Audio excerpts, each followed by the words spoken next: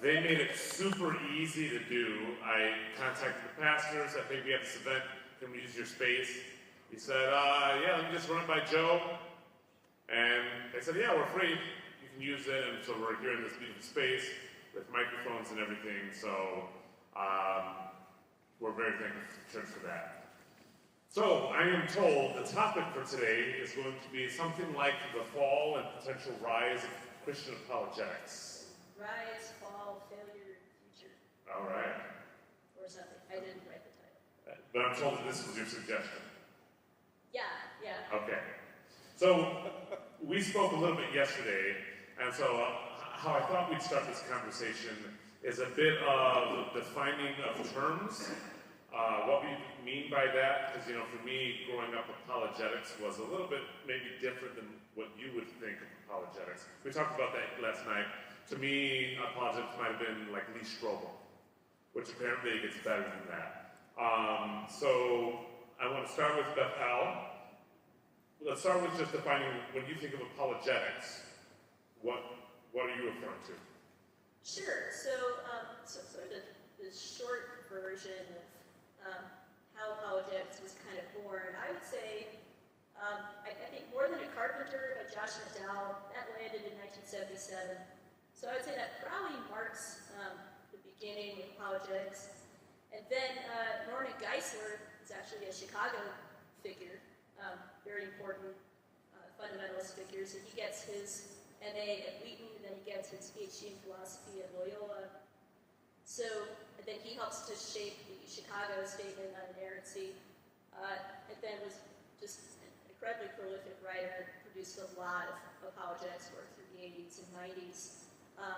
So he's a sort of a giant figure there. Then, you mentioned Lee Strobel. Strobel is a popularizer. He comes around, I think, late 90s is when The Case for Christ came out. Then, of course, you have the rise of the New Atheists, and a lot of stuff is a reaction to the New Atheists. So there's a lot of that dynamic going on. Then you have more academic apologetics. So William Lane Craig is sort of the go-to guy that people think of.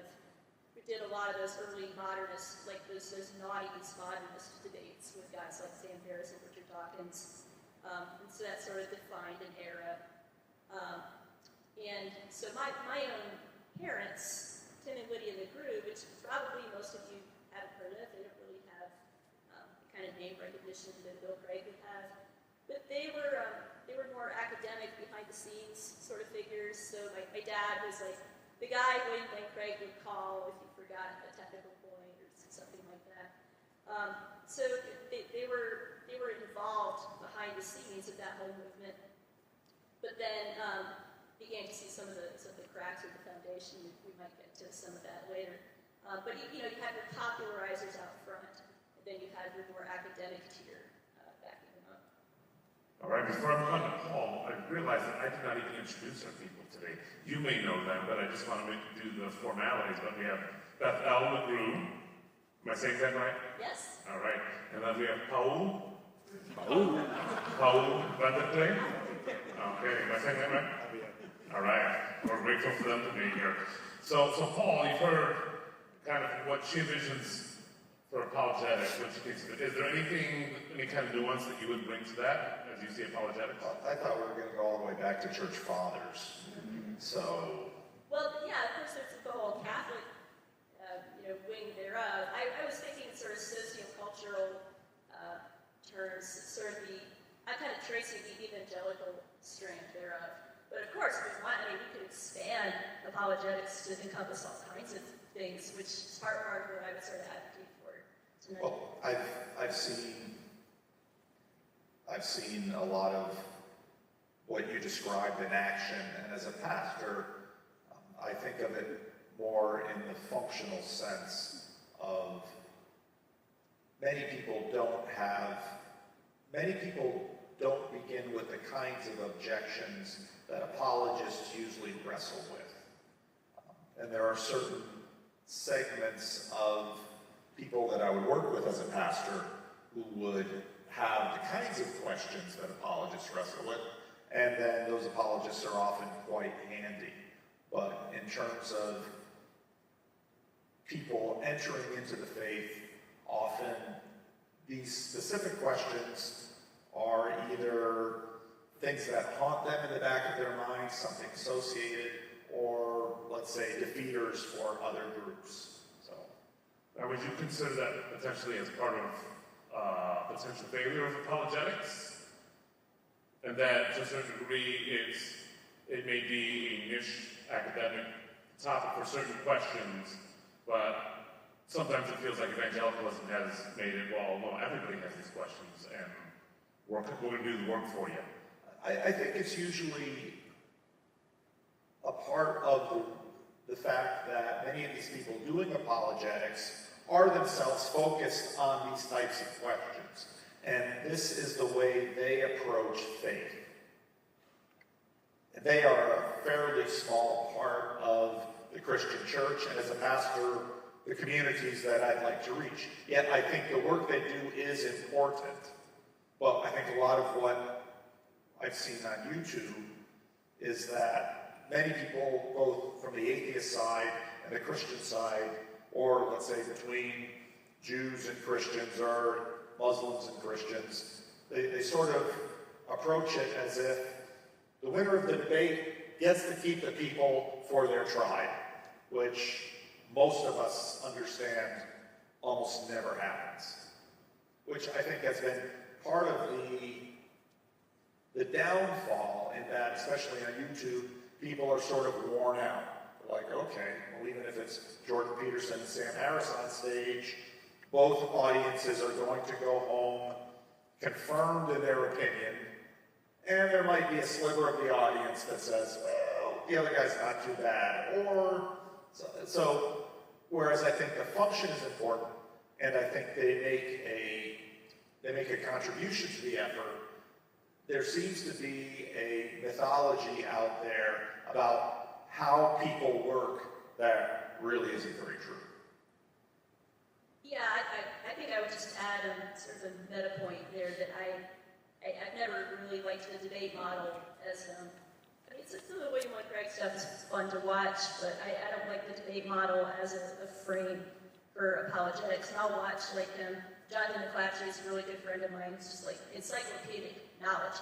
But when he tries to debate Matt Dillahunty, Matt is very flashy, he's a good sort of bar brawler, and he knows what to say that'll get his audience to think he won. And you read the YouTube comments and nobody's mind was changed. And it's not my friend Jonathan's fault, because I think Jonathan has the better of the argument. It's just the nature of the debate format. So I'm sort of glad to see that maybe going away more in the future. I think it's a good development. Now, we'll start with you, Bethel. How would you compare maybe the current state of apologetics, maybe some of the debate stuff, with some of the more ancient versions? Go back to early church fathers, Aquinas, Augustine, etc. How would you compare and contrast? That's a really interesting question. The interesting thing about guys like Augustine is that some of the things they say, they sound kind of fundamentalist. So, I mean, you could do a who said it, Augustine or Norman Geisler, with certain things, because they would discuss Bible contradictions, all the kinds of stuff that fundamentalists are worried about. Augustine would get into it. I can't quite resolve these, but this is my best shot, that kind of thing. So I actually think there aren't necessarily as many differences as people want to say there are. And also, so with Aquinas, you get like prime mover stuff, cosmological argument stuff, which of course William Lane Craig then revived.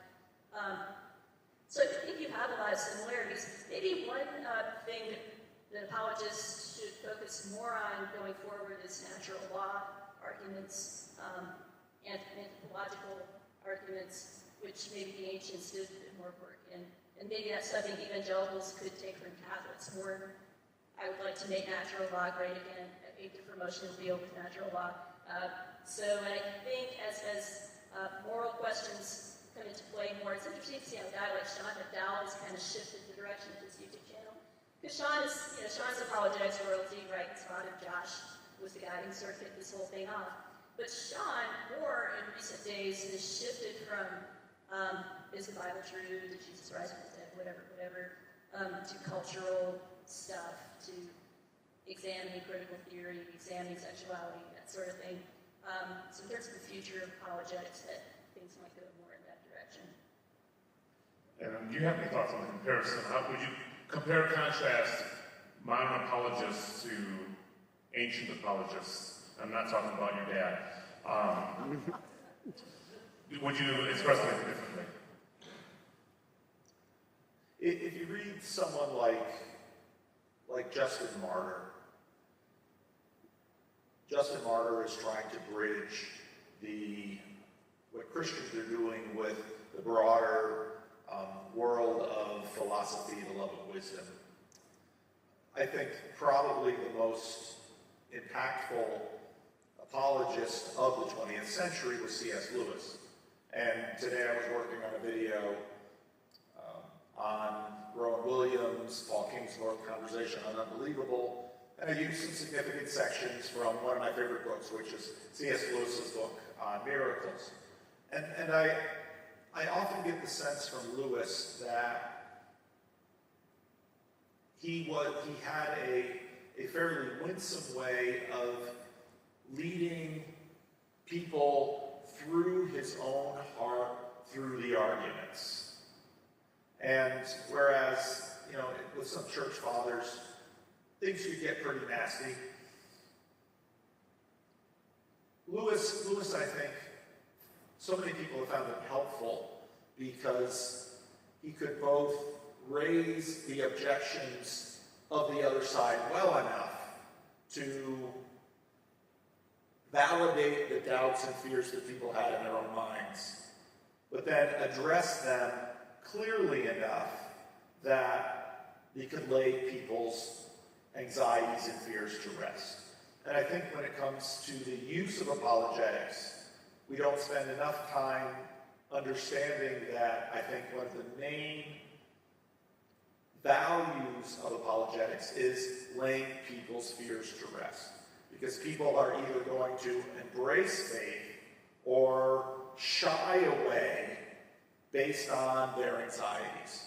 And so you have to be credible with your adversary or your rival in order to actually address and relieve the fears. If you put up a straw man, you're not going to help. Yeah, that is so true.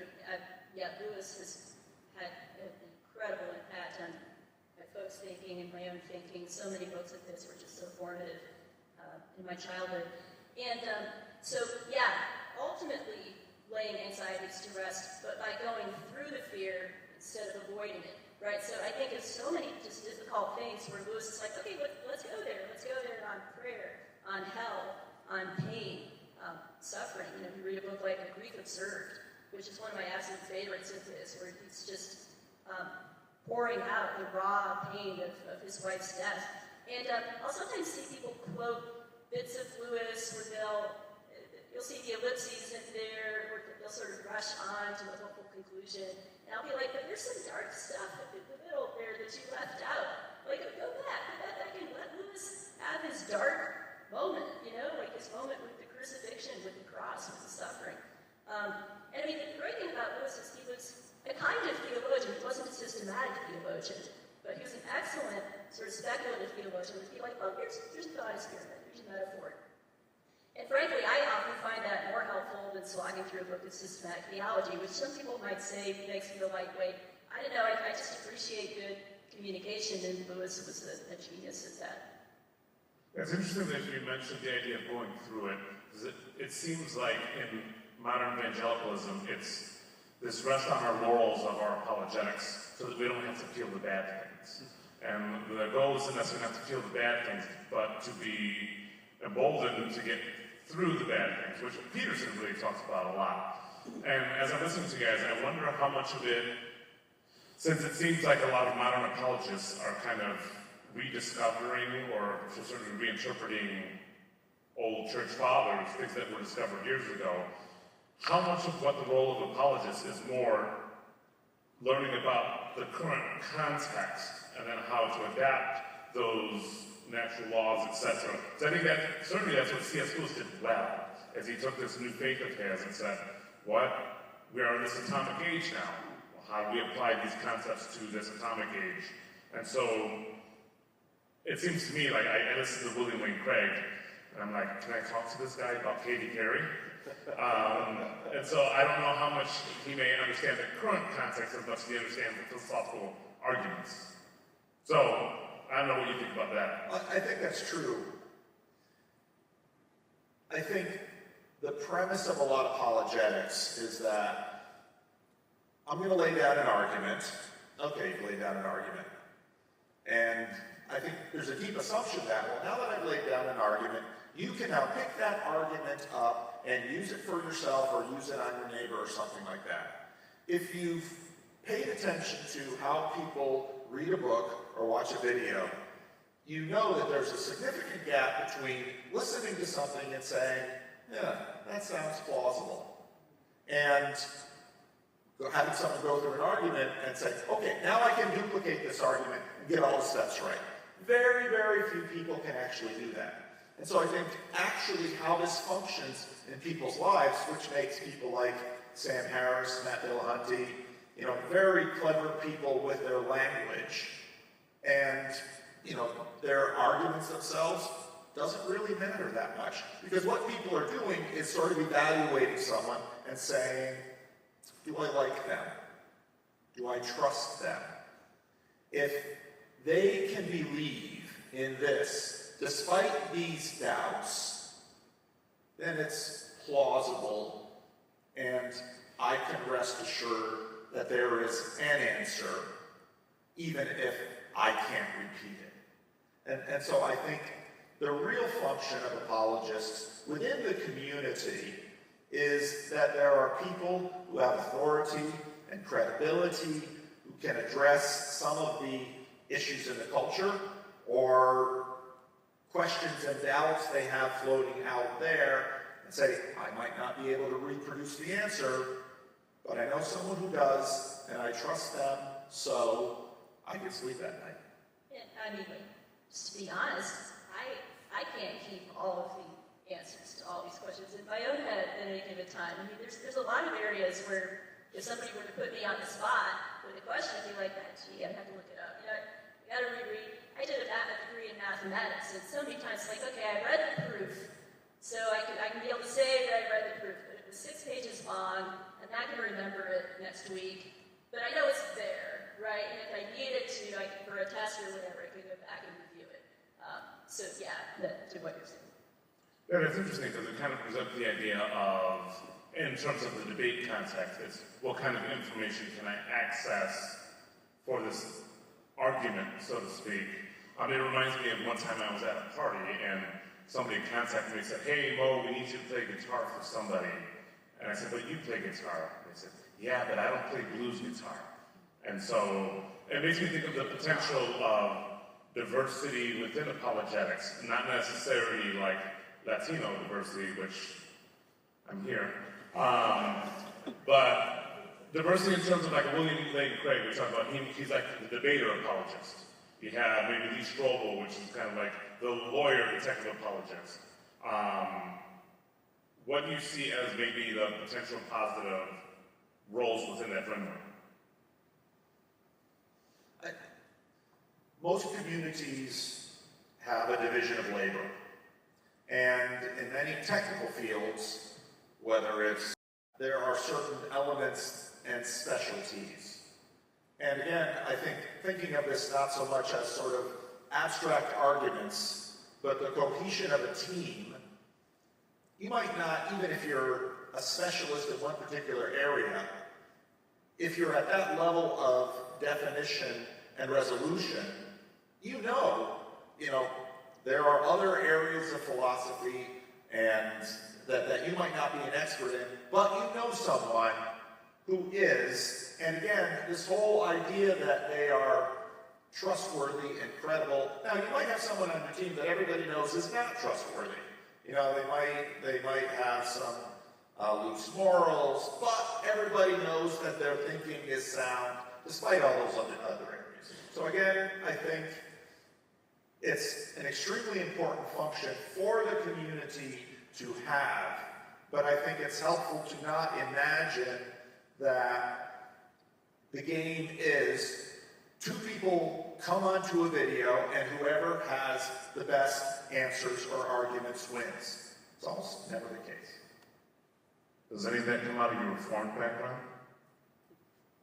Does anything come out of my Reformed No, does any of that you just said come out of? Because what it reminded me of is the hermeneutics of the spiral towards truth, and like reading the Bible. It's like I come to the Bible with my questions. Those questions may be answered in a certain way, but it informs my next questions that I return to the Bible. And then the spiral towards truth. That to a certain degree, when you talk to individuals, there's this similar dance being done. And so, as you were saying that, this made me think of my time at Calvin. And so I don't know. They didn't talk about spirals at Calvin when I was there. I hear that from the integral people in Rebel Wisdom, so. Maybe you need to go back. Just kidding. But another interesting thing, in terms of, like, answers to questions, that's the apologetics, is the defending of Christian thought, or so to speak. And we can start with who in now, and today's, could we kind of point to as some of the leading or influential apologists to you, maybe? Personally, maybe somebody that you can recommend listening to, or books that you can recommend, and why? Well, not that I'm biased, but my mom and dad, but yeah, seriously, I think my folks have done some of the best, most thorough work in this field, and also some of the most honest work, especially my mom as she's gotten into biblical studies. She hasn't been afraid to re-examine certain established or accepted models of how apologetics should be done. She's been, Mo and I were talking about this, and we were talking about order and chaos, and my mom has been a little bit of an agent of chaos in some ways. She's come in and disrupted models, but in a good way, I think, because she's like, look, I'm showing why this is insufficient so that I can bring something that I think is more solid, more substantive. So I think they do a great job laying a lot of philosophical scaffolding down and then putting flesh on it with revival, scripture, and that sort of thing. Then among younger apologists, my friend Jonathan McClatchy has been influenced by them, but then adds his own arguments and work to that, and it is very, very good. I would say Peter J. Williams is a name I would put out there. He was on Unbelievable, debating Bart Ehrman, which he was very modest about that later. Like, I hope I did okay. He did well. So one thing I like about Peter is that even though he's a very distinguished erudite scholar, he's very good at scaling in his communications, which is something I look for. I really like communicators who scale, who can take subtle arguments and make them immediately accessible to a general audience. So I think his little book, Can We Trust the Gospels, is an excellent gateway book there. Paul, who would you consider, in terms of, if you were to think about apologetics, who would you say might be influential people that you could recommend that give a good apologetic for our faith? It's hard. I still read a lot of Lewis, and I reread Lewis.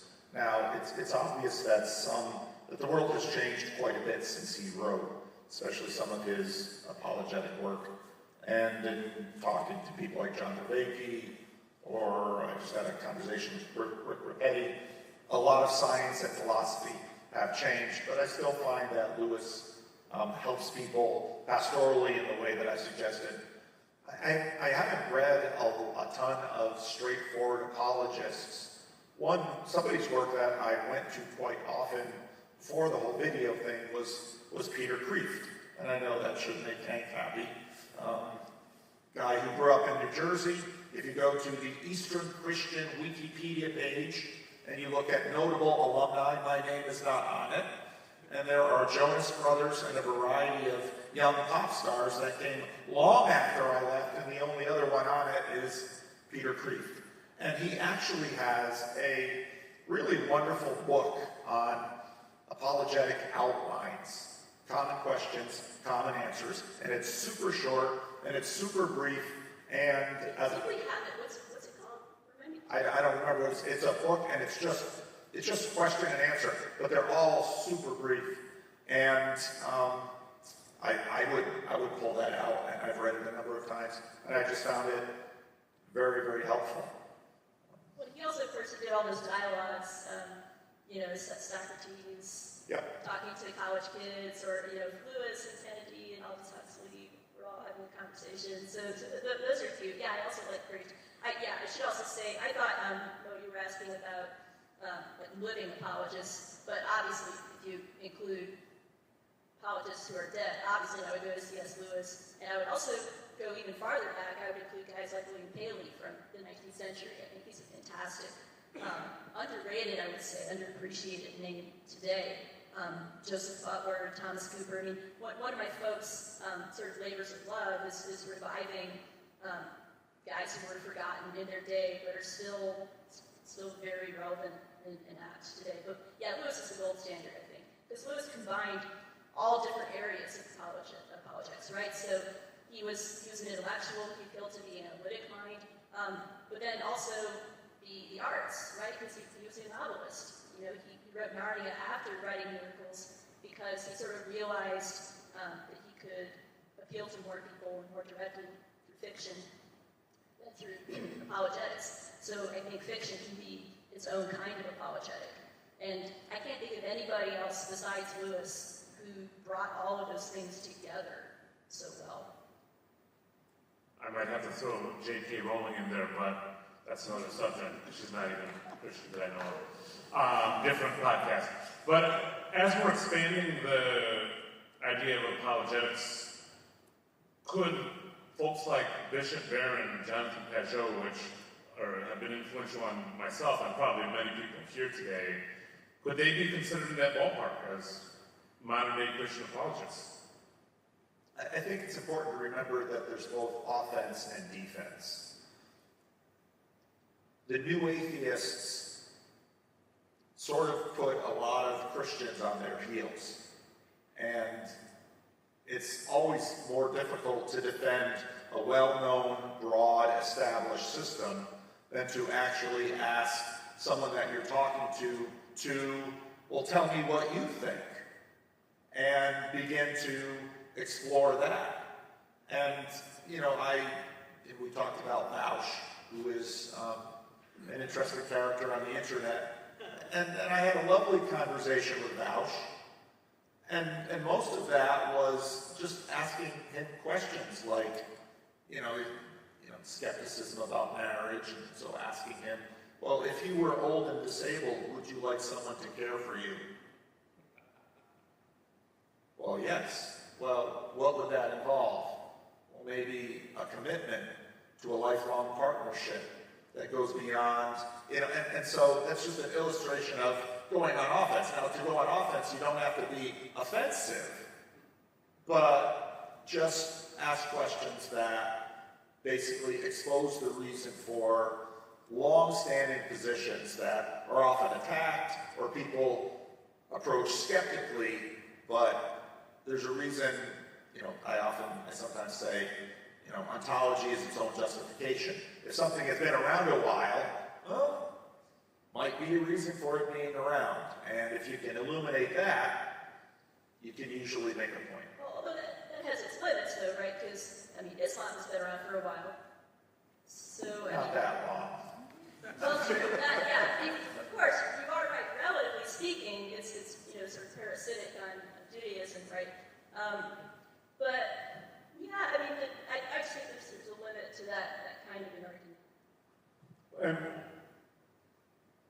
And it seems to me that I haven't had a response to the questions I asked.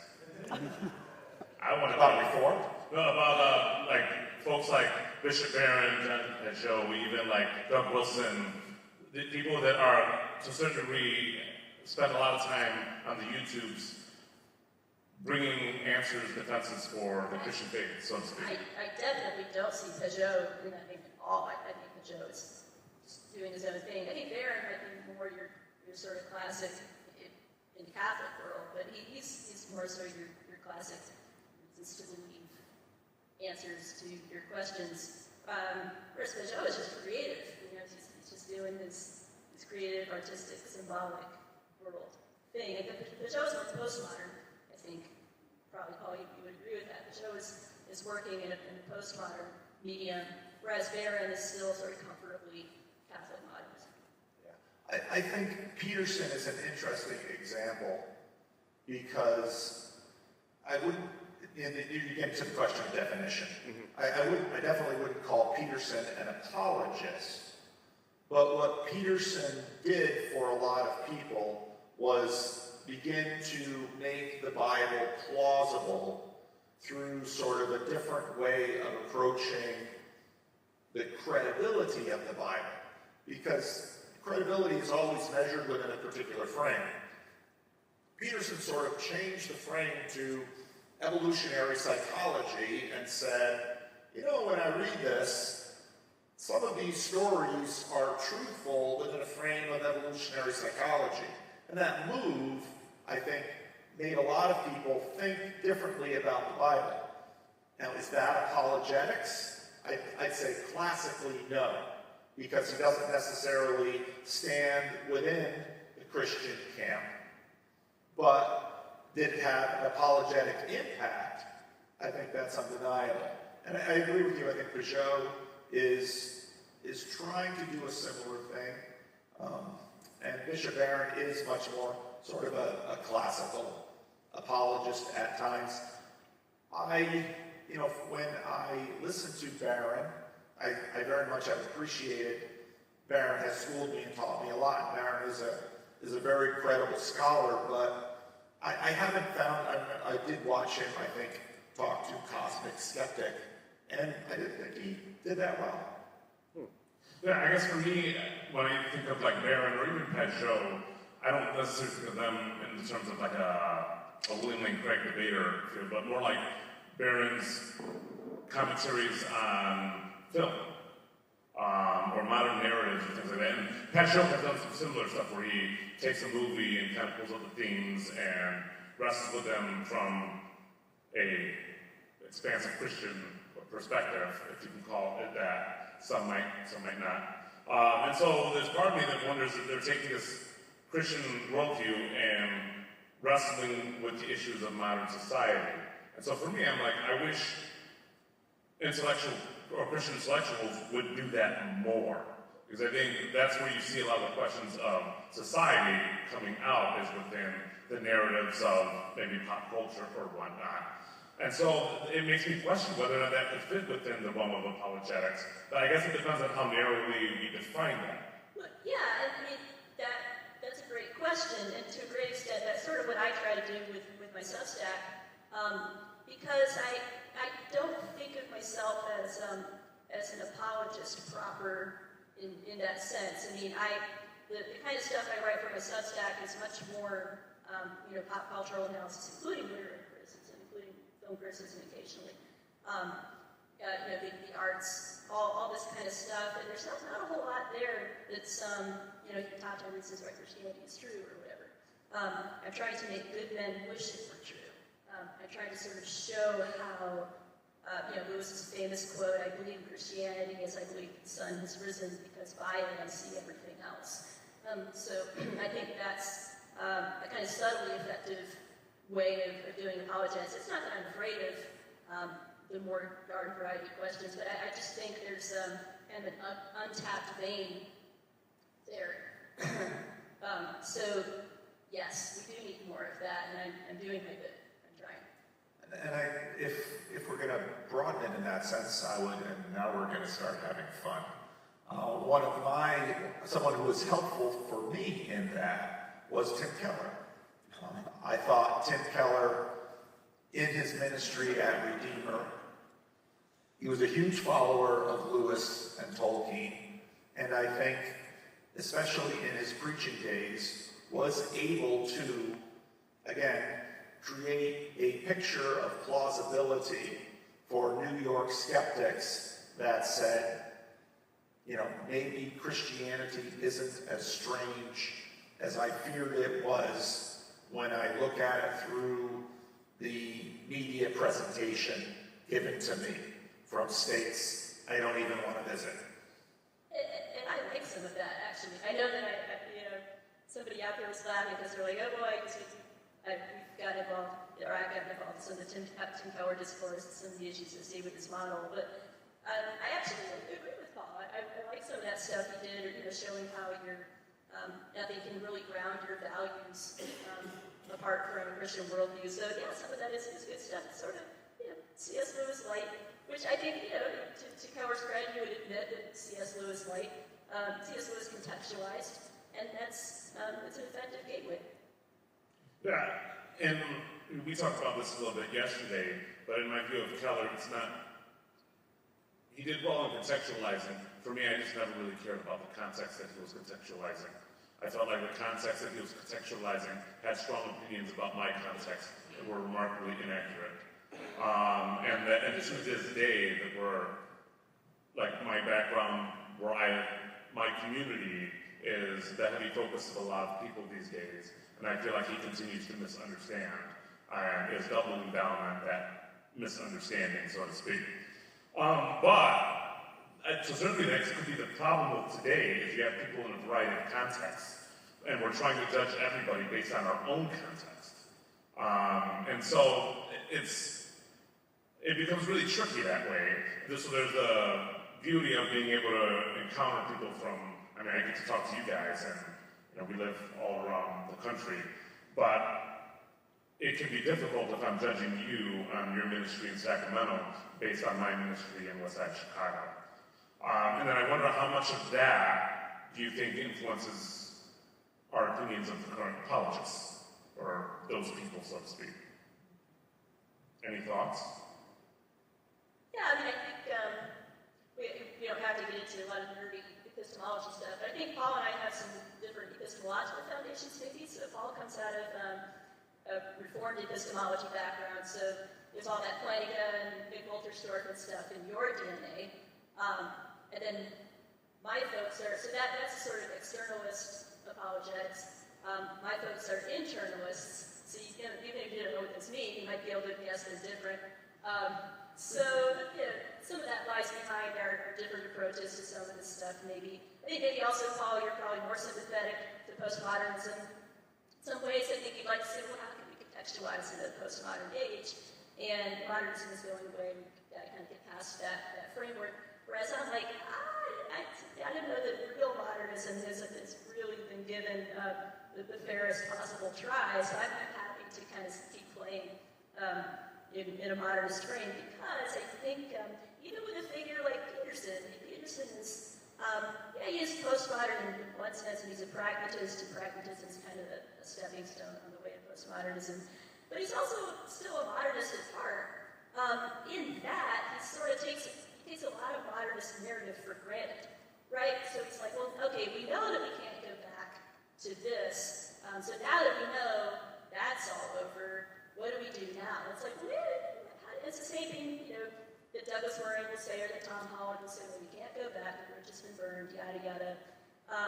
And so I'm over here kind of raising my hand going, you need to come back here and take another look. You're giving away an awful lot of stuff that I think was never actually convincingly shown. So I think you still have to go back, is the thing. I don't think you can just sort of escape the modernist frame in that sense. That's interesting. This seems like, if I'm understanding you correctly, there's a tendency to try to build upon something that's not necessarily settled yet. Yes. Yeah. Okay, that's interesting. Now I want to make this a little bit controversial. No more moderation. So if we continue the expansion of apologetics, because to a certain degree I feel like what apologetics is known for is proving the existence of God or something of that nature, epistemology, etc. But can it be expanded to give apologetics for certain Christian beliefs or ways of being or worldview or things like that? And what I have in mind right now, we had a conversation about this last night, where our conversation tended this way, and then this is a big thing in our denomination, but the idea of human sexuality. Can there be an apologetic for a Christian ethic for human sexuality?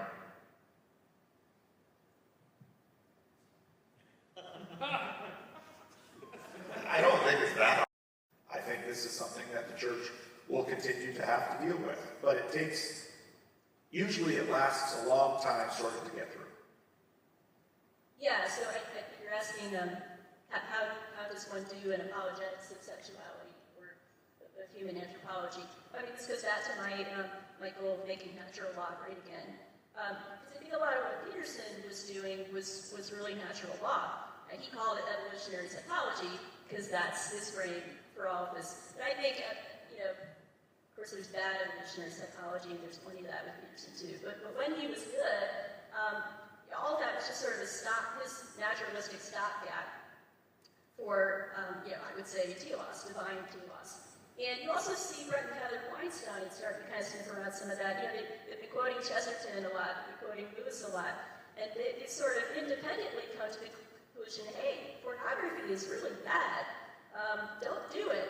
Well, why not? Well, because look at all the damage it does. Look at how it ruins your image of sexuality. It's something Will and I were talking about a lot too. This is an epidemic, not only in the world out there, but in the church. And it's sort of interesting and refreshing to see these two totally secular scientists sort of coming in, shaking hands with Christians. Well, why is that? Because you can see by the natural light what pornography is, what pornography does. So I think, unfortunately, some strains of church education teach young people, well, this is wrong because the Bible says it's wrong. Apply that to homosexuality. Let's say, well, there's these verses in the Bible where God says it's bad, don't do it. And then, of course, the kids go, well, what about the verses that say not to mix fabrics and not eat shellfish or whatever? And so if all you have is, well, the Bible says, and it's not complemented by a robust natural law worldview argument, then that leaves people vulnerable. So I think that's got to be a big part of apologetics going forward. Yeah, it's interesting because I see a lot of parallels there. Well, first with my own development, many years ago I was a sex ed teacher, and in doing that for a hospital, I had realized that my entire sexual ethic was pretty much Sunday school taught, and it was only biblically based, and which obviously in working at a hospital, I was not allowed to utilize any of that. So I had to come to another way to figure out if this stuff was real. But then when you think of some of these guys like Peterson trying to approach religious things from a psychological perspective, or even C.S. Lewis coming to Christ and now seeing things through the lens of literature, etc., that it takes more than a Sunday school approach to a lot of these things. And so that's kind of where I see the potential for an apologetic way of thinking to be exercised in hot topics, so to speak. So before we get into question and answer, I got one more question for both of you. Either one of you can start first. But as we think about the future, in your ideal world, where would you like to see the apologetics as a subject in academia? Where would you like to see that trend towards in the future? You want me to go first? Sure. Okay, so yeah, we didn't get into, we said a lot of really pretty positive things about apologetics, but here I can sort of get into more, Cliff's Notes versus some failure I see, which is I think a lot of apologetics has been about trying to meet secular modernists halfway. So like, oh, hey, here's 5 facts that most scholars agree on, and we can use this in a debate. It's this really handy tool, right? And we can rely on consensus, and we don't have to go too far outside of that, right? So it's that kind of modernist security blanket, in a way. And then if Jesus rose from the dead, then Christianity is true. So here, 5 facts, then from there you get to resurrection, from there you get to Christianity, boom, done. I think a lot of people did that sincerely, so I don't think that's insincere. But I think it was kind of a success model for apologetics. So I think there's a lot of problems with that, more problems than I can get into tonight. But I think going forward, there needs to be a willingness to slow down, a willingness to take one's time with arguments at length, maybe at book length. Also part of moving away from a debate model. And don't worry so much about whether you're relying on consensus. It's okay. Consensus is often wrong. Be willing to buck the trend. Be willing to sort of be a maverick in that sense. And don't be so anxious to meet secular modernists halfway. So that's just one of many things, but I think a really important change I'd like to see. I think what I'm about to say will surprise no one. I would like to see us practice apologetics in, we'll use one of John Vervaeke's words that sort of grinds some people, dialogos. Let's sit down and have a conversation together.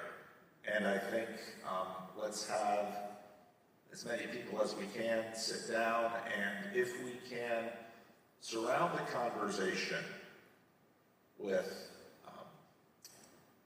a good meal, friendship, some mutual trust and respect, I think we will actually achieve more honest conversations and even better arguments. C.S. Lewis's take on the Protestant Reformation is very interesting.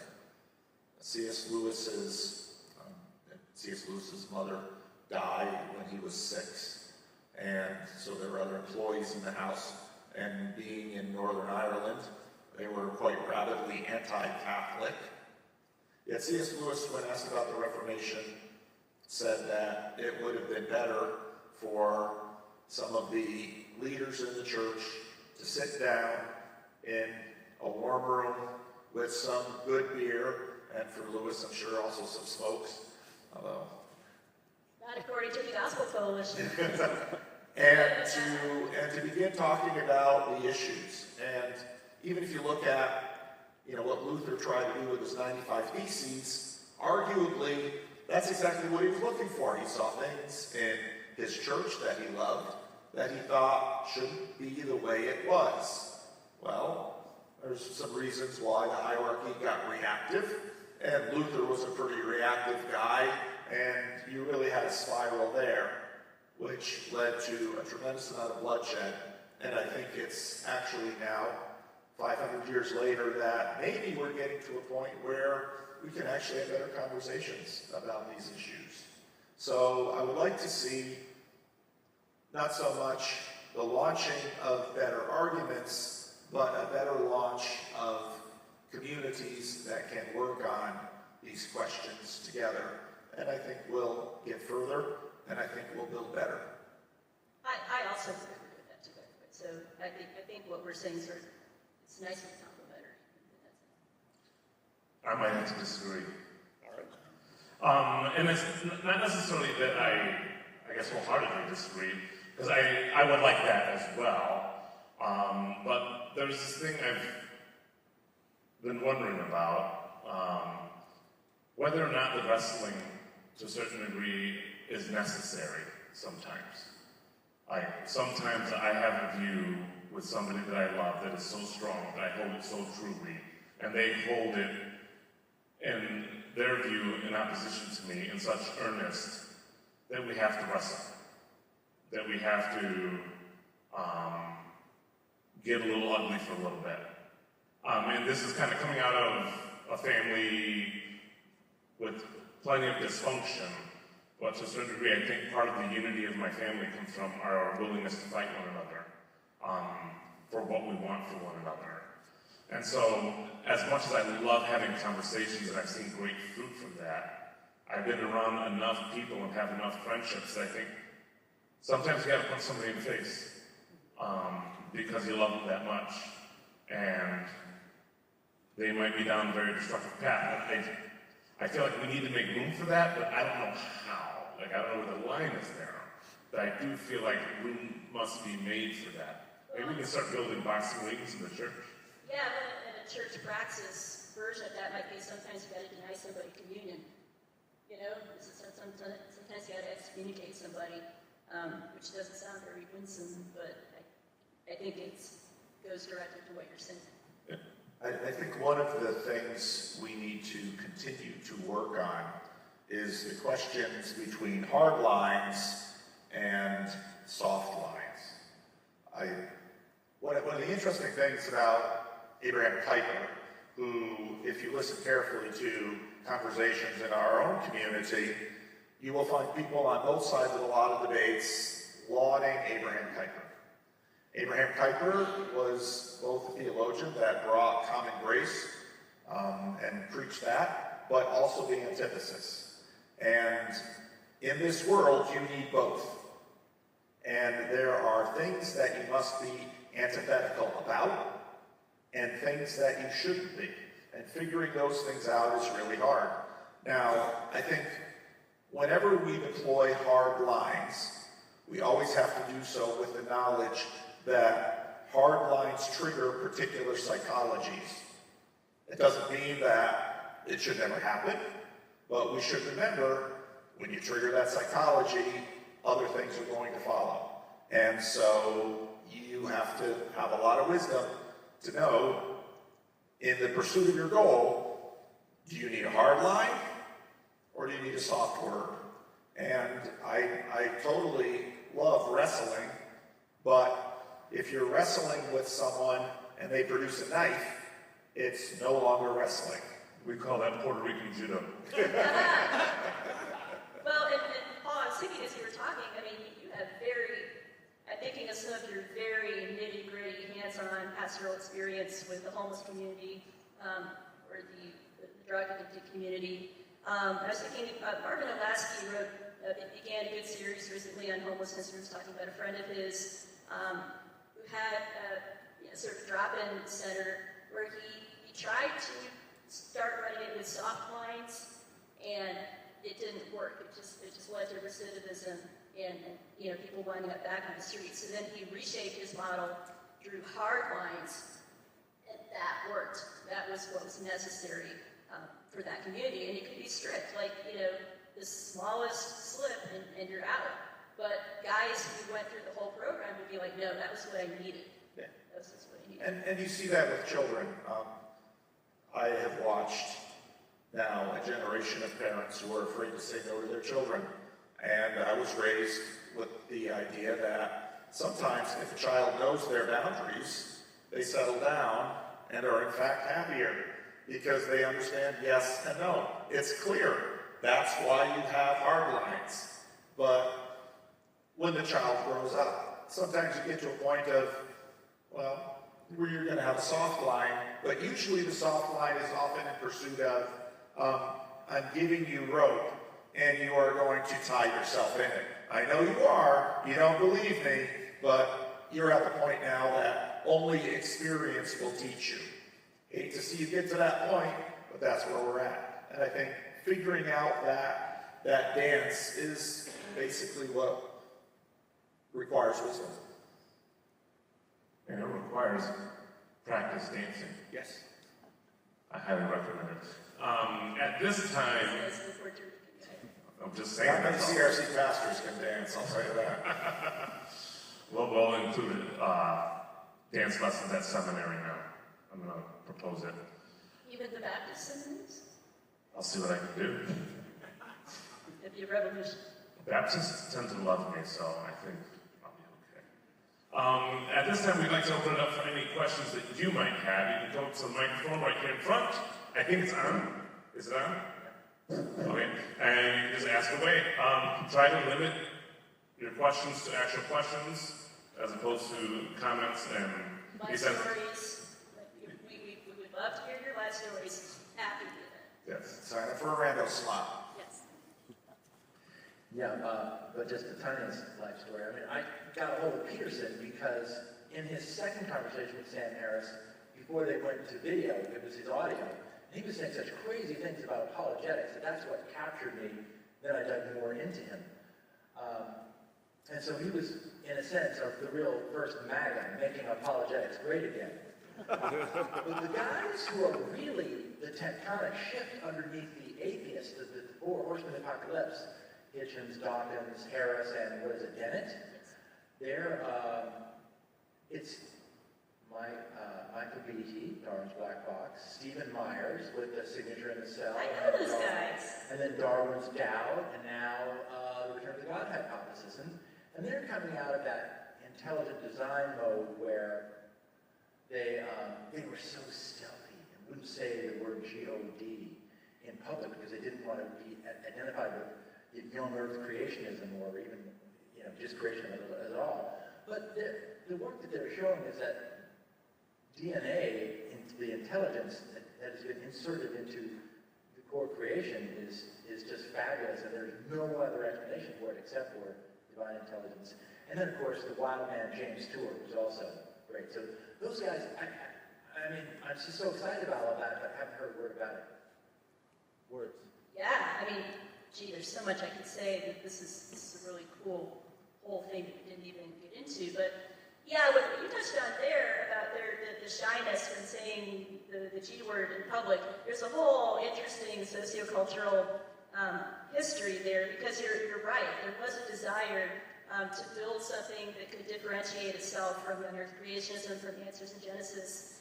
Because, I mean, frankly, a lot of people, when you say the word apologetics, the first thing they think of is Ken Ham and YEC and AIG. When you say creationism, that's what people think of. They think of that whole Shamil Shamazel YEC package. So yeah, the ID movement was, okay, how can we approach this in a little bit subtler manner? How can we see if we can get a book on the New York Times bestseller list and sort of smuggle some of this stuff in there? But, to Steve Meyer's credit, okay, he wrote the God Hypothesis, which, by the way, Peterson read. And then Peterson began just kind of live tweeting, like, hey, this is a really cool book, I like this, and then got a lot of flack for it, like, oh my gosh, those crazy, loony, intelligent design people, how do you know who those guys are? Oh my gosh, here we go again, Peterson, his pseudoscience, So yeah, I think intelligent design apologetics is a really powerful strain of apologetics, and I think it's just unfortunate that a lot of other Christians, and I mean, not to bash Tim Keller again, but I think Keller and Biologos and Francis Collins, in a lot of ways, is in tension with all of that, because they want to say, oh, well, you can believe in evolution too, and also be a Christian. But I think intelligent design is part of that whole project that I'm a fan of, which is going back and questioning some of those underlying assumptions, not just rolling over and letting the secular modernists win in that sense. Oh, I don't know if you had anything. I know you like James Stewart too, kind of. You plugged him a few times on your channel. I think the world is richer for a diversity of perspectives, and I think I'd like to see us. We're obviously going to continue to talk about these issues, and I think there's a lot to talk about. So, but she knows a lot more about that whole thing than I do.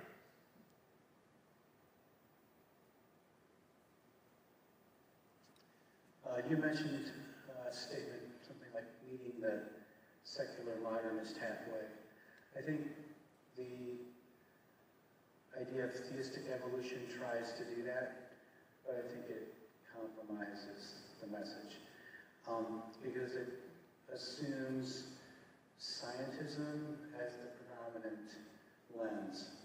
And the difficulty, I think we've seen this throughout the history of Christian institutions, Christian universities, is that when we interpret life through the lens of science, we compromise the gospel. That's a broad statement, okay? And I don't mean to be too simplistic about it, but I would appreciate if any of you could comment on this idea of theistic evolution. It's kind of an oxymoron, but I've seen where most Christian universities now have adopted this particular paradigm, which somehow says, I'm not really sure what it says, really, because to be theistic means that God creates. To be an evolutionist means that it's purely a natural process. But somehow we have embedded in nature inherent laws or elements that are just pregnant within creation that somehow will give forth to creation. And I think the intelligent design hypothesis works better because it doesn't compromise that message. I do see where once you create this theistic evolutionist model, it becomes more about natural laws directing the future, and I think it compromises the first 3 chapters of Genesis, makes it much more difficult for us to establish a Christian foundation, Christian worldview. Thank you. Yeah, I don't disagree with anything you're saying there. I think it's also interesting to look at, so Brett Weinstein is sort of trying to play with his own Darwin 3.0, sort of updated model of these things. And what's interesting is that as you look at these supposedly new and improved, updated models, they're sort of spiraling closer and closer to telos, to purpose. Well, maybe it's this sort of self-directing, I don't remember the jargon term for it, but I'm thinking, so we almost like these things have a purpose that was, dare I say, designed. How very interesting. So it's like we sort of come full circle. So yeah, I'm afraid that the scientism, methodological naturalism is taken as a given by a lot of Christians. And it was interesting when Dawkins and Francis Collins had their talk recently. Dawkins was kind of poking at this and asking Collins, well, yeah, Francis, you accept methodological naturalism, but all these different things. But then suddenly, you get to the resurrection, you say, oh, well, that's a miracle. So, suddenly, in this little span of time, God suddenly decides to do miracles. Why? I didn't understand this. And Collins said, yes, I think Dawkins has a good point. Why are we all like, the I word, intervention, why are we all allergic to this? And then we say, but then, yes, God intervened in the resurrection just because, something, salvation history, or, you would hear that sometimes. I think that's a completely valid critique. I think, of course, Dawkins isn't that great, but he put his finger on a real flaw, I think, in the theistic evolution framework. Paul, I know you've got your own whole, your own whole take on this whole thing. I don't actually have a lot of take on this whole thing. I think it's suggested that God uses processes to arrive at a number of things. For example, if I have to answer the question, did God make me? I thought Stan and Barb made me. Was Stan and Barb, or was God present in the process of Stan and Barb making me? I have to say yes. So these are difficult questions, and I think there are dangers to embracing whole varieties of systems, either that imagine that there's just this natural order that God sort of dips in and pokes things from time to time. My understanding of Christian theology is that the Creator and Redeemer God are the same, are one. And so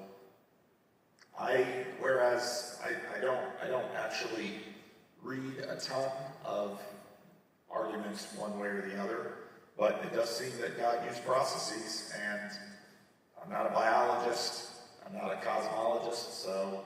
Does that mean you're not sure what a worm is? What's that? I'm very sure what a worm is. But I do believe God made me, and I do believe Stan and Barb made me, and I don't think those are difficult things to think about. That actually reminds me of Peugeot, how he puts these into a certain degree the hierarchy or the order that science is good, but science cannot be God. Scientism isn't the God. So if you're looking at science to be your God, but science exists under God, and that framework has helped me through that as well. Scientism is a really poor understanding of all that there is. Science is very limited in what it can actually tell us.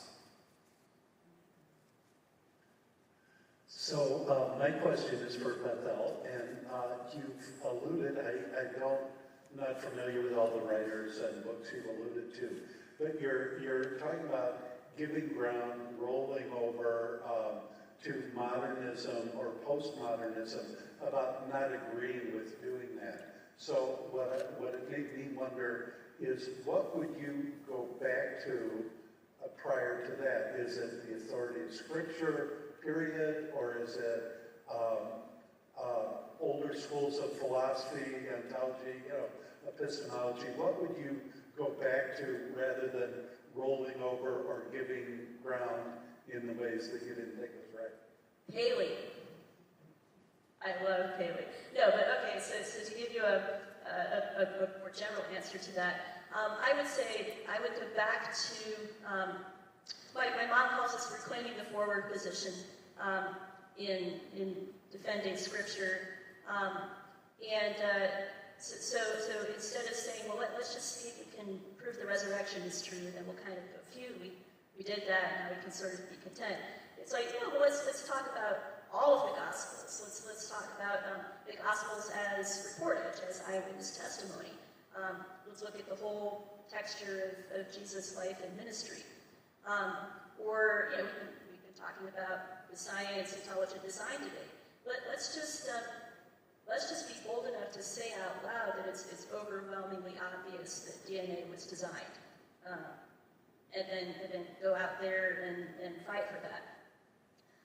And so I think some of those older guys that my folks have revived are great there. I think, they're all different people who responded to David Hume's essay on miracles, for example, which Hume is kind of sort of a Rosetta Stone for a lot of modern-day atheists. So many modern-day atheist arguments, you get to the bottom of the beer mug and it's just David Hume all over again. But he was answered in his own day. He was, I think, soundly defeated in his own day, and we just don't really remember those older guys.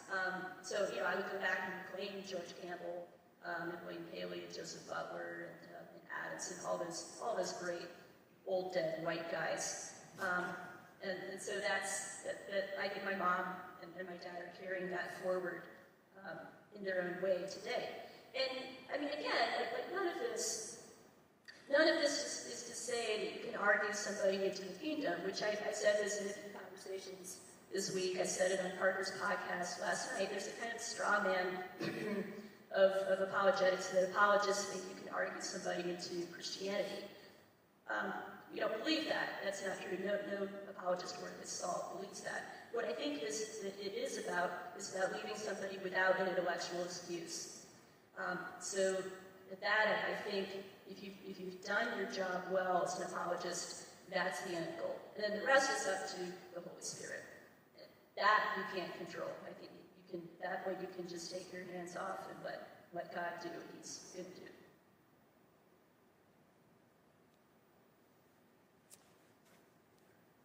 So Father Thomas Opko of the Eastern Orthodox Church wrote 55 maxims for living in Christian life. One of those was don't try or attempt to convince anyone of anything. So my question would be, if you agree with that statement, you may not. What does a Christian apologetics look like if you're not trying to convince anyone of anything? Not sure I agree with that statement.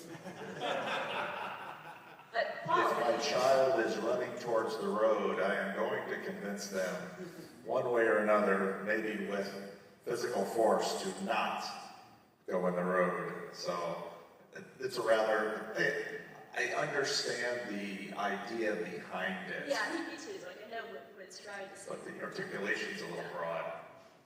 But sometimes, like Jesus talked about cutting off hands and gouging eyes. And so there's a time for hyperbole too, so.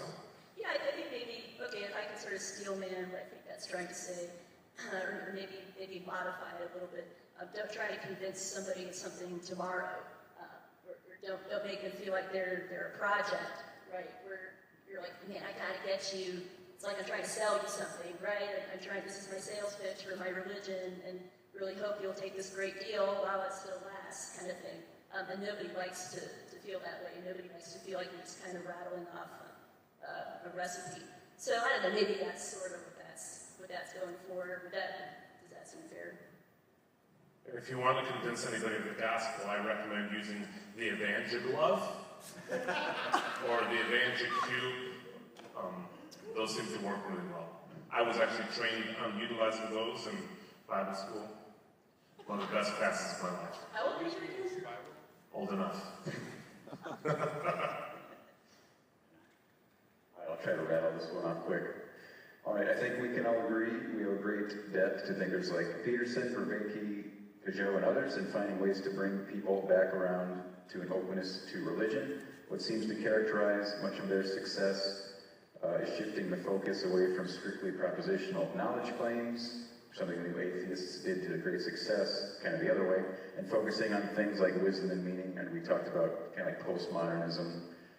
So I appreciate what these thinkers have been able to do and the cultural impact they've had, but I often feel like this shift has left the propositional P neglected when it comes to modern apologetics or evangelism. I realize this gets a bit muddy since Vervaeke is not a Christian and Peterson is tough to pin down, but I'm thinking more about missed opportunities for Peterson in particular to actually dialogue, not debate with some apologists like William Lane Craig or Stephen Meyer or Gary Habermas. I listed them because they had some kind of missed opportunities where some of those people did dialogue with Peterson kind of in passing.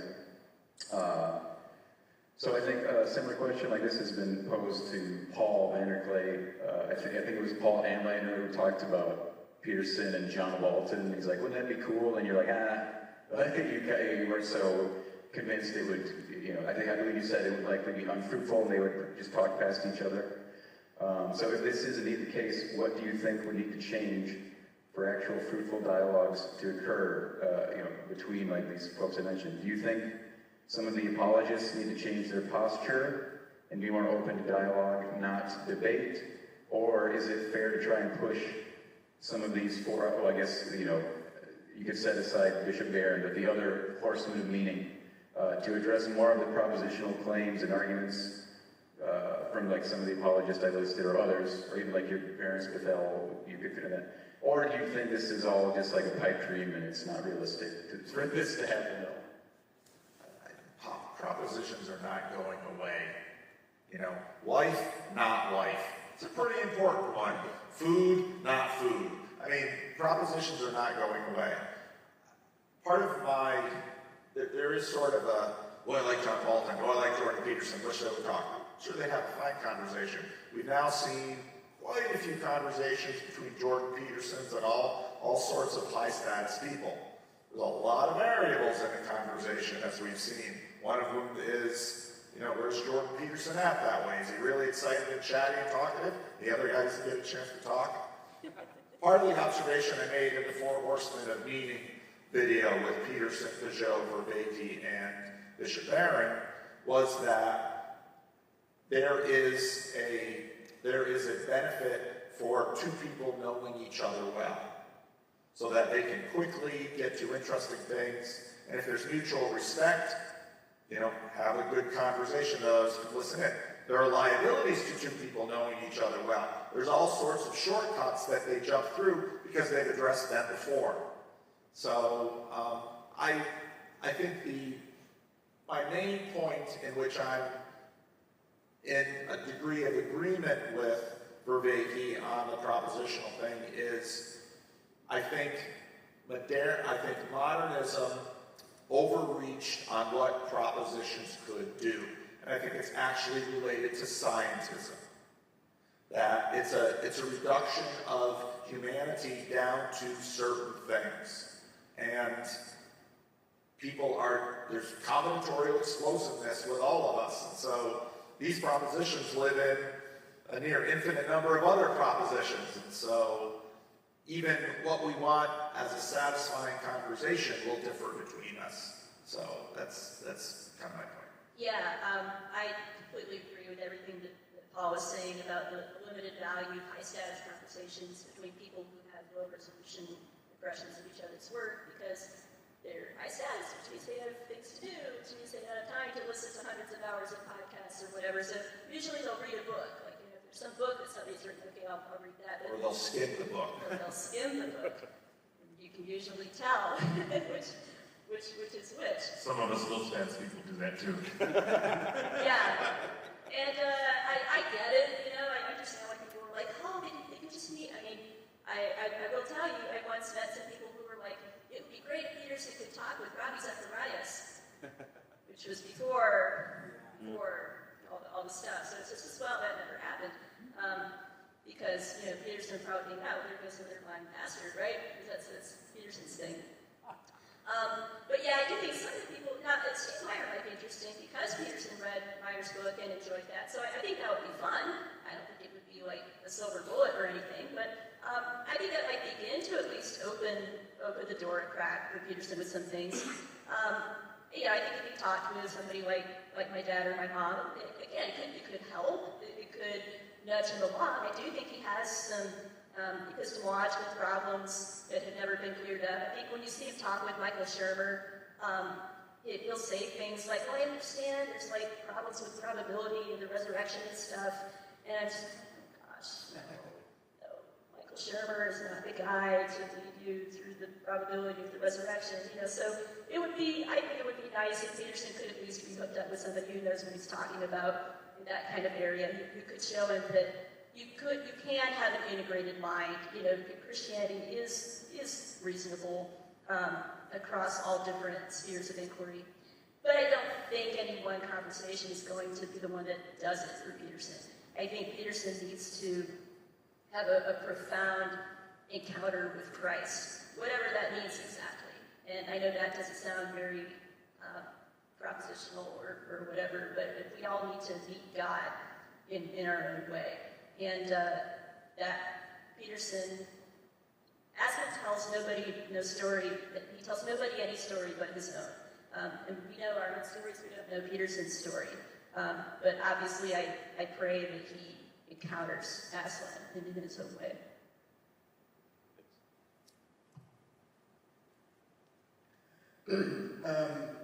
What specific challenges do you think are raised for Christian apologists by contemporary American culture that maybe somebody like C.S. Lewis or even the Church Fathers wouldn't have had to deal with?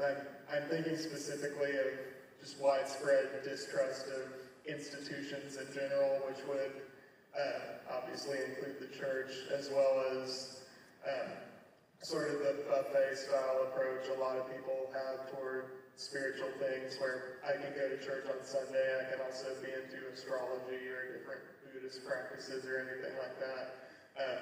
Ross Douthat's book, Bad Religion, is, I think, a good chronicle of how our culture arrived at that. But are there any challenges that Christian apologists would have addressing our culture that Christians in the past wouldn't have dealt with? Yeah, go ahead. Well, C.S. Lewis, with his radio address on the BBC during the Second World War, they didn't have a lot of alternatives of what to listen to. There's so much information out there, and we have developed, I think we should not forget that we are living in the midst of a machine, an influence machine, that is far beyond anything that humanity has ever produced. And it's pointing in 1,000 different directions. So just the question of attention is different today. I will say, I think Lewis was really prescient, though, even though he was writing within the modern era. I think he kind of predicted a lot of things, or sort of could see ahead. So, I think if you were to transplant Lewis to today, I think he might actually adapt rather well. I think he would sort of figure out, it's sort of like with chess. If you took an old-fashioned grandmaster and you put him in today, and here's computers, here's the new openings, here's whatever. You gave him some time to get up to speed. He could be really dangerous. So I think Lewis would still be dangerous if you transplanted him into the postmodern world. So that's why I think a lot of his stuff really still holds up really well. But yeah, the collapse of institutions, the people not even caring what truth is, because Lewis was still speaking to an audience. This gets a little bit into Aaron Renn's three-world framework. He's still speaking to an audience, assuming that they were interested in pursuing the good or pursuing truth. And now the whole frame of that has been broken and shattered and turned upside down. So yeah, those are the new challenges. Another aspect to think about there is, like Lewis's influence, we see through the lens of hindsight. Like, his audience is huge now. What was his audience like back then? It was quite vast, but not nearly to the same extent. Where now, for example, your audience, you may not have Willow Creek, but your audience probably dwarfs that when you consider the internet audience, so to speak. And so it's both a challenge and a benefit that you can access people. And I think people typically view it as either or. Look, we can reach all these people all over the place, but all these people all over the place are like, well, who do I listen to? And so, pros and cons. I guess for me, in addition to Lewis, the other maybe sort of big 20th century apologist was Francis Schaeffer. And I'm just curious, I mean, he sort of honest answers to honest questions, sort of came up maybe on the front end of modernism, you know, 60s counterculture kind of responses to that. I'm just curious about your assessment of sort of where Schaeffer fits historically and also kind of his approach to apologetics.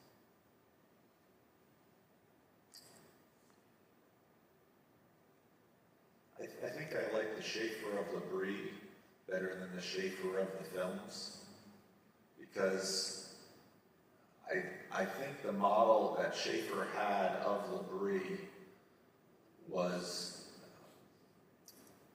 deeply personal. I still, Byrne Power spent time at Labrie. Warren Mills spent time at Labrie. John McDonough went to Labrie. Dale Van Clay went to Labrie. In that generation, a lot of people... Nancy Piercy. A lot of people went to the mountain, and instead of watching a video or a film where there's so little information, you can, for better or for worse, project so much onto it, actually going to Labrie and meeting his wife and some of his kids, and people had known him for a long time and a short time, the successes and the failures, all that textuality gives resonance to, I was going to say the message, but all the critical thinker people gives contextuality to what he's talking about. And I guess in this whole conversation, I want to say that we're not just trying to deliver strong thinking, talking. Central to the endeavor of Christian evangelism and formation are the relationships. I've been reading this Urban Yalom book on therapy, and right in the middle of the book, he's always telling his students, you got all this theory about psychology and all these tricks in therapy and all that, but you know what's central to this whole endeavor? The relationships. And I think that's what was actually key to the impact that Schaeffer had. Had arguments, had technique, was quirky, his life was a little quirky, but people went there and their lives were changed, and they left with something that was a lot more than having watched a series of films.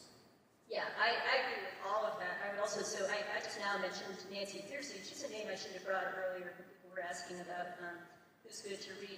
Her book, Love Thy Body, is really good. It's a really good look at some of the apologetics of sexuality. And when you think about that title, Love Thy Body, that's a very personal kind of title. It sort of recognizes, gee, young people have trouble loving themselves. They have trouble loving the bodies that they're born in. And maybe that's Schaeffer's spirit or legacy living on through Piercy, that she's able to sort of see to the heart of people, maybe in a little bit better way than some of these other apologist types. Another book recommendation kind of addresses a lot of what you're saying that is less popular. It's called Sex and the I World by a pastor and political science professor named Dale Kuhn. Talks about the whole T world, the traditional world, now we're in the I world, individual world, and recommends us heading towards the R world, the relationship world. You remind me of that a lot.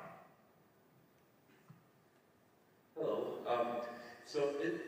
Just don't mind me. It's not clear to me exactly what apologetics is, partly because I don't know.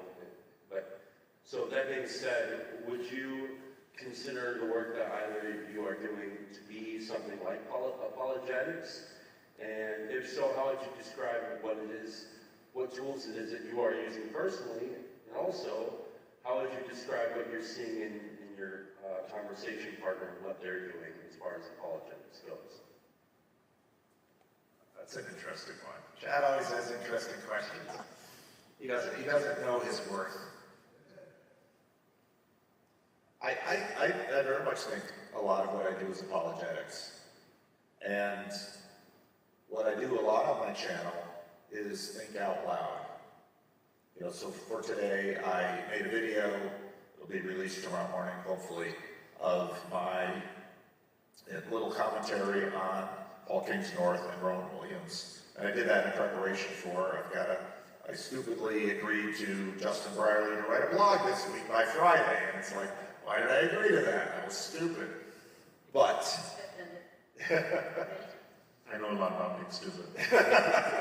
glad I'm not alone.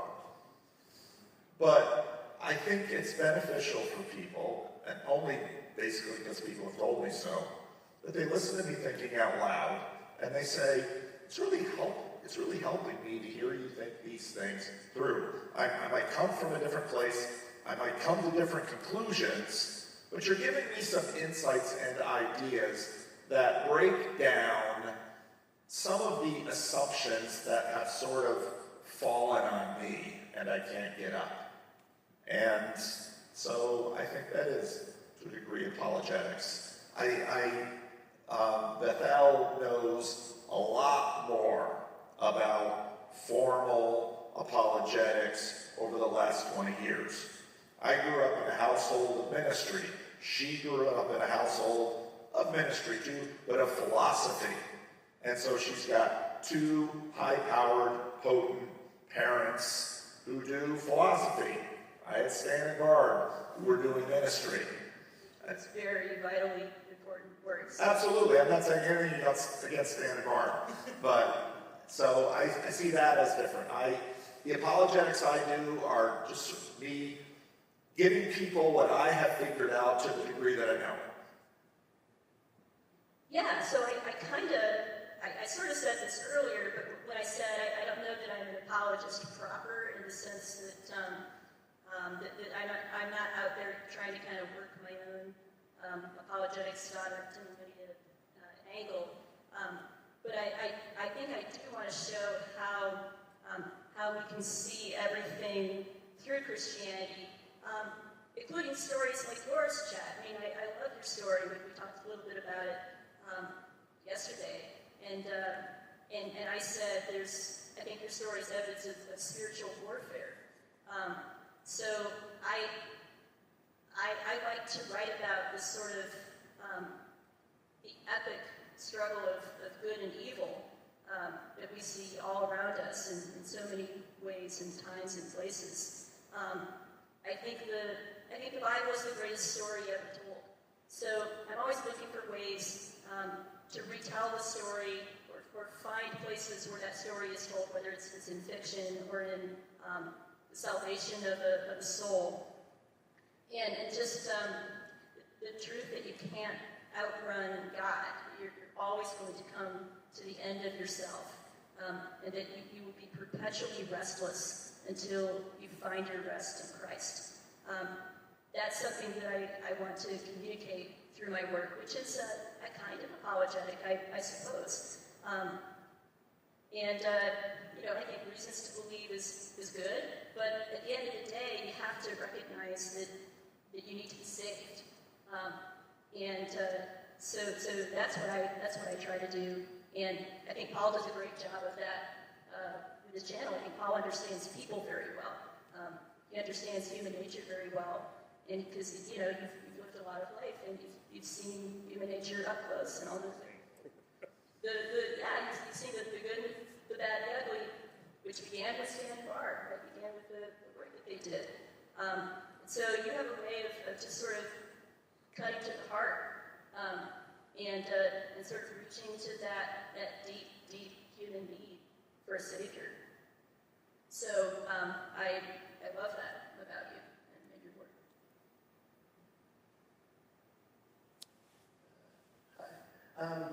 Given the increasing willingness in the culture to not celebrate, at least acknowledge the Christian nature of Western civilization, how much of the meaning crisis in Western culture is attributable to a kind of Christian malaise, and what is the source and nature of that confusion?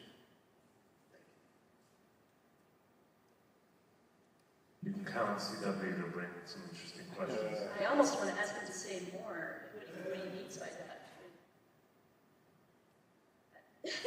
Well, I think a lot of people would go all the way back to nominalism. You know, it's interesting how Vervaeke has come into this in terms of this anti-nominalism.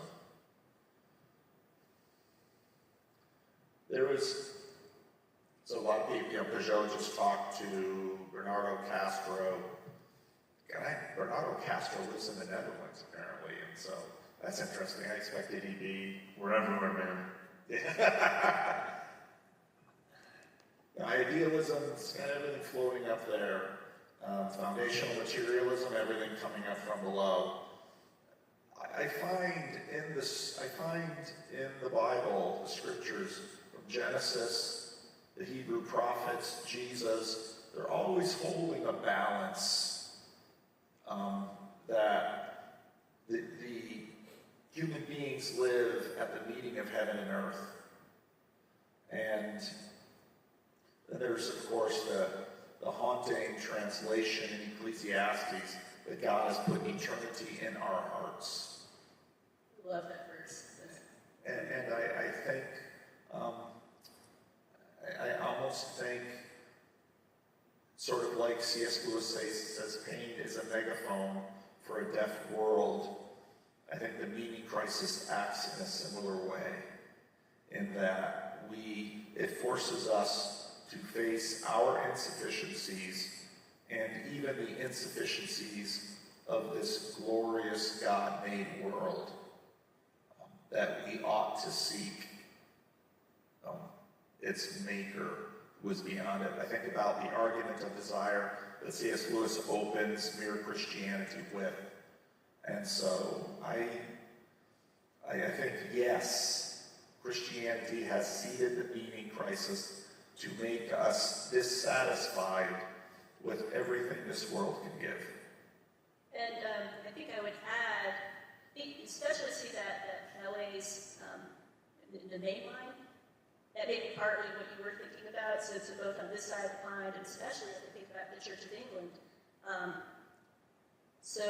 I think about, there's a Scottish bishop named Richard Holloway, who's not really well known among Americans, but I know him because I discovered him through Douglas Murray. And he had kind of a big influence on Douglas' thinking as a young atheist, because Douglas was still really, kind of uneasy. He didn't want to let go of his Church of England background, so then Holloway was helping him think through that. But helping by being a sort of a doubting bishop, right?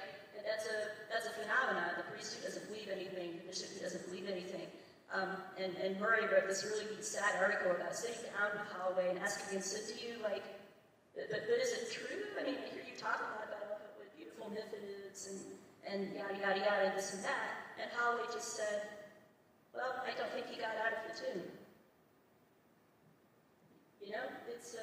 It's like Ovid's Metamorphoses. It's true in that sense, right? And maybe that's more true than history, which almost sounds a little Petersonian, but with Holloway, it's kind of a blasphemy because Holloway's actually a bishop of the church. At least Peterson has the honesty to be an outsider, to place himself outside the church. I think the great blasphemy, the great tragedy is those priests and bishops who abdicated their role. And I don't see how large swathes of the church recover from that. So, for sure, that's created a lot of the meaning crisis. I think another aspect of it is the great Ponzi scheme that is the evangelicalism aspect of things, of the mega churches, etc. I mean, I mentioned the Evangel-Cube and the Evangel-Club, and that's funny, but that was a real thing. I actually learned that in a class because our goal was to sell Jesus to people. And as long as you get them in the door, you do whatever it takes to get them in the door and to pray the sinner's prayer so that they don't go to hell. And then what happens after that? Well, God will figure it out. And so there was such a big movement towards that. You see the outcroppings of that in Hillsong and in all the new movements that I'm not super familiar with, that my wife is more familiar with, where it's like, how do we get people in the door? If we just get them in the door, meaning will happen. And so I think that has to be taken into consideration. Sure, yeah, and all, all the different scandals, which, by the way, conservatives and liberals suffer from those. I mean, that's sort of the universal human constant. Sounds like total depravity. I'm not a Calvinist, but, so, yeah, just as human nature keeps manifesting, and people will sort of put their hope in a figure or a person instead of Jesus, and then because that guy was the conduit, if that guy falls, I see people who will be like, well, after Robbie, I don't know what to do with myself anymore, because everything I learned about apologetics, about Christianity, or most everything I learned through Robbie. So if it turns out that he was lying this whole time, what does that mean? Which is, the cult of personality issue. That's a big problem as well.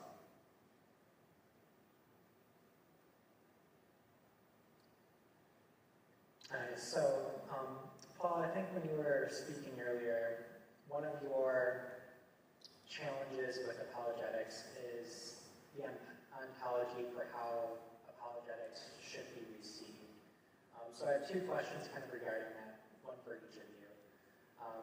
Bethel, you talk about naturalism, and I think some of the naturalism of early church fathers, and how that's a positive thing, but I think I've also heard you push back on some of the secular approaches to naturalism.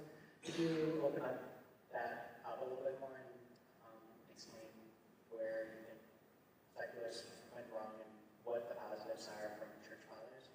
So when you said you heard me pushing back on, could you repeat that on the secular what's? Secular naturalism. Oh, okay. So there's a difference between naturalism and natural law. Are you thinking about? So I see the early church fathers as developing natural law. Okay. Yeah. So that's where you have your book of Revelation and your book of nature, right? So you look at the book of nature and you see certain truths revealed, which anybody can perceive, even if you haven't yet traced the source of those things. So that's what I say approvingly. I think people like Brett and Heather Weinstein do that, or Peterson can do that, and St. Paul affirms that in Romans 1. But then, but naturalism is this sort of the iron box of naturalism that Paul will talk about, where the universe is a closed system and everything has to have a natural explanation. You can't allow for anything above or beyond nature to affect that. So that's a problem, is scientism in that sense. But you can certainly observe nature and see truths in nature, which then I think ultimately point to a creator God, and that's why I think somebody like Aquinas is just like the goat. He's really awesome at doing that kind of thing. Thank you. And the second question, for either of you, do you have maybe a model for what that looks like? So the way he kind of has his 4 Ps, and then he also has his normative, nonological, and narrative order, where it broadens your perspective for how to understand people and then how to communicate that with people. I think people that tend to get into apologetics, they have a certain way of understanding the world and they can form relationships that way, but that's not necessarily how other people create relationships, and that can create some tension. So do you think that there's a model that you can use that might open that up a little bit more?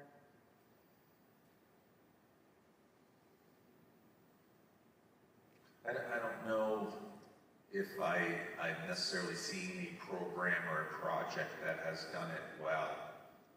I think actually the church does okay, because all the basic elements are there. at least got some people in the church that have a little education.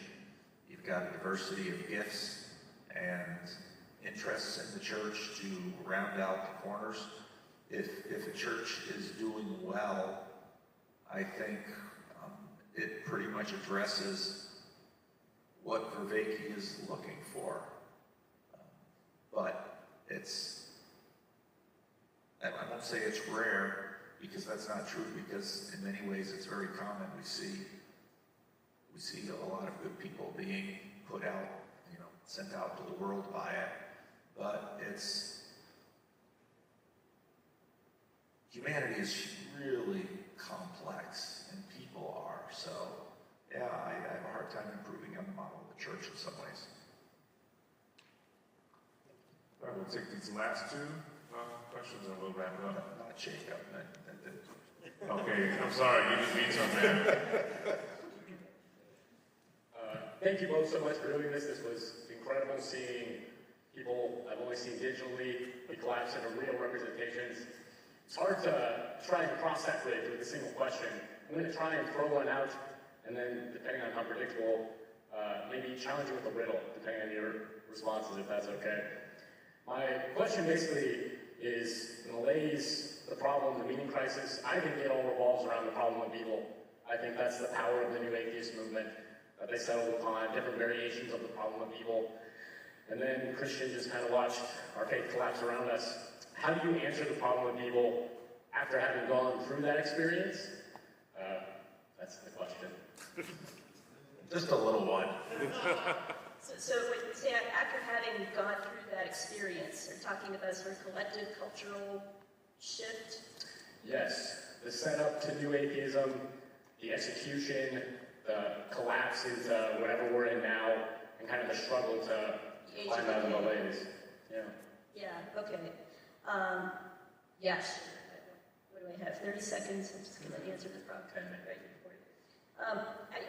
I think the philosophical problem of evil can be answered fairly well. You can get into epistemic entanglement. Well, problem of evil, this would be the William Lane Craig thing. Well, in order to have a problem of evil, that presupposes consciousness. But in order to have consciousness, you need to have a God. It's like, yeah, okay, the point is that how could God be loving and allow pointless random suffering or whatever? Yeah, I think it's really difficult, and I don't think we're ever going to have a fully emotionally satisfying answer on this side of heaven. I just don't think we are. And this is something, anybody who's experienced chronic pain, chronic suffering, it only takes a couple of weeks at minimum of chronic pain to sort of burn through a lot of cliched lines, right? And then you start really asking why. Like, what am I learning from this? Well, you gotta teach a child to walk by putting weights on its feet. How's that gonna work, right? So, I think there's space to wrestle with God. We see characters wrestle with God all the time, and I think we're allowed to do that. I think there's space to do that. And I think we just have to believe that somehow it's going to refine us and perfect us until, like that Lewis line, you become either a figure of terror, or you become the sort of being that somebody might be tempted to fall down and worship. And I think that those people who suffer the most, I imagine them like as those beings, as somebody I might be tempted to worship. And I don't know what that means fully, but I have to believe that. I think in a lot of ways the problem of evil is set up by the Jewish Christian assertion that at its foundation, being is good. Yes. You can find in the last Sunday school class I did last Sunday, I often call it the great puzzle. And I think for as long as we've had writing about civilization, people have wrestled with the question, how can the world be both a place of glory and a place of pain? is, and you have a variety of answers that try to address that. If you look at Ezekiel Kaufman's work, A Meta-Divine Realm, the universe is fundamentally indifferent. So it's your job to make your best. And so if you're experiencing pain, well, you failed. It's not a very nice answer. If the universe is fundamentally evil, what's the point? If, in fact, the creator of the universe, the Arenic God and the Agentic God, or even just the Arenic God is good, then you have the tension. And I like how Tim Keller dealt with it, which I think is the best book of his that I read about suffering. And Alvin Plantinga basically made the same point. Alvin Plantinga made the point that theoretically, philosophically, the problem of evil, not really a big problem. Personally, whole different matter. There's another resource I would recommend here, which is right in that vein, which is Nick Olderstorff's book, Lament for a Son. Yeah. I think his oldest son, I don't remember, but died in a mountain climbing accident. That is one of the best books. It's similar to A Grief That Served, but a father-son context. It's so good. I'm sure you would recommend that as well. Yeah. And in some ways, our response to it is always an expression of faith, because we can't take this answer and put it in a bottle or put it in a package or a glove or a cube and deliver it. And I think that's exactly why, for me, Paul's pointing to the cross of Christ as the interpretive key to the question of the great puzzle is the best answer we have.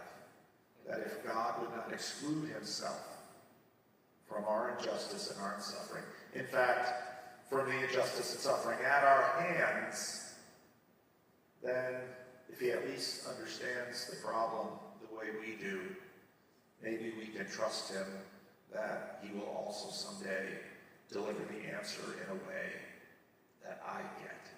So, just to say, I think we need that answer to have any kind of hope of revival past New Atheism. I think those answers were amazing before the internet, before we saw and how ugly everything is, really. I think there's one avenue that hasn't been tried, and that's to believe that evil is an illusion itself. This is something that's heavily backed up with mystical sources, occult sources, heterodox sources, all the way back to antiquity. And I just